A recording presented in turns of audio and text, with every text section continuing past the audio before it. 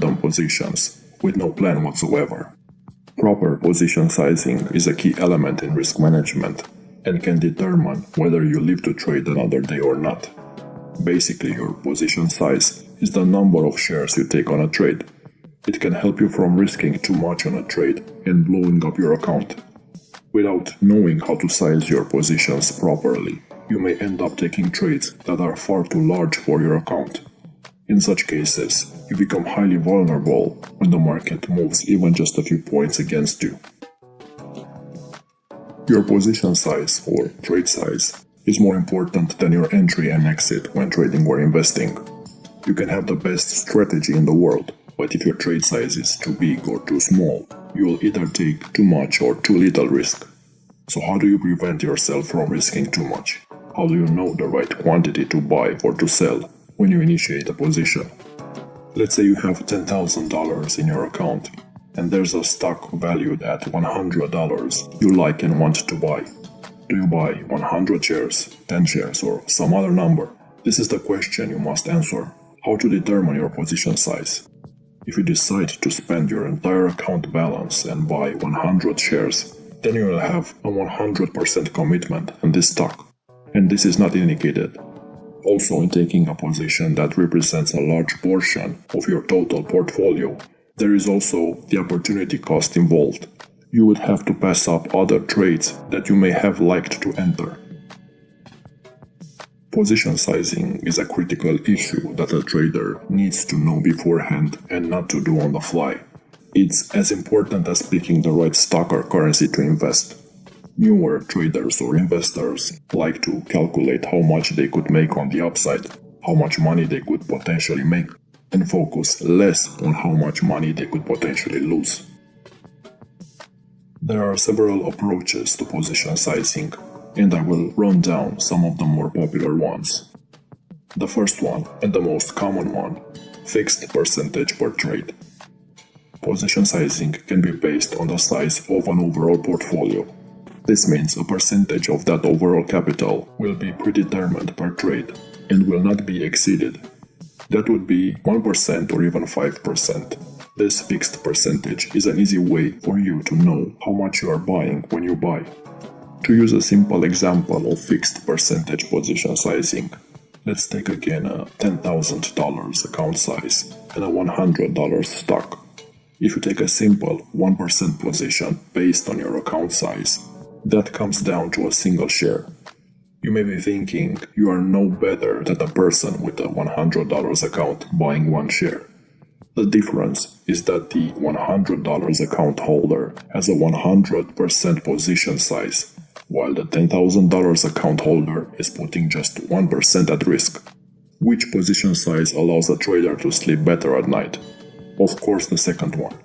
Position sizing helps control the risk. A 1% hard limit on each trade allows you to tolerate many losses in your search for profits.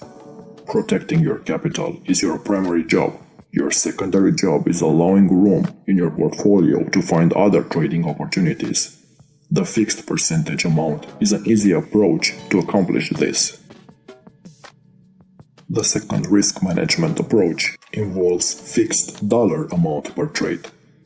This approach also uses a fixed amount, but this time it's a fixed dollar amount per trade rather than a percentage of the actual portfolio.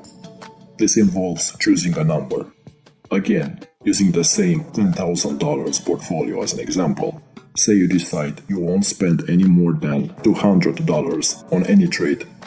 For traders with small account sizes, this can be an attractive approach because it limits how much you can lose.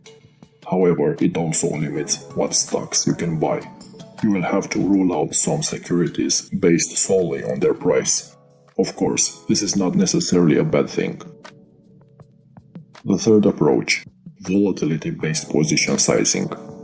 A more complex approach, but one that allows for more flexibility, is position sizing based on the volatility of the security you plan to buy. It's more dynamic because it doesn't treat each stock the same. This approach allows you to really drill down and exercise finer control over your portfolio. For example, growth stocks will invariably be more volatile, and that volatility will be reflected in your portfolio. To reduce that overall risk on your portfolio, you would buy less of higher volatility stocks than you would buy lower volatility stocks.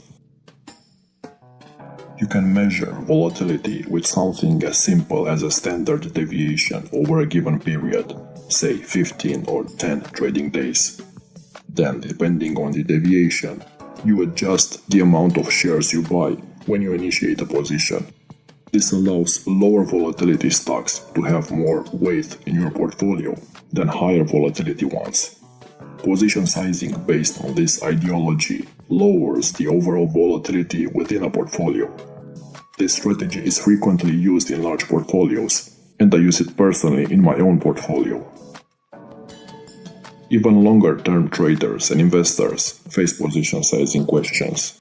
For them, when the price of a security they are holding goes down, it represents more value.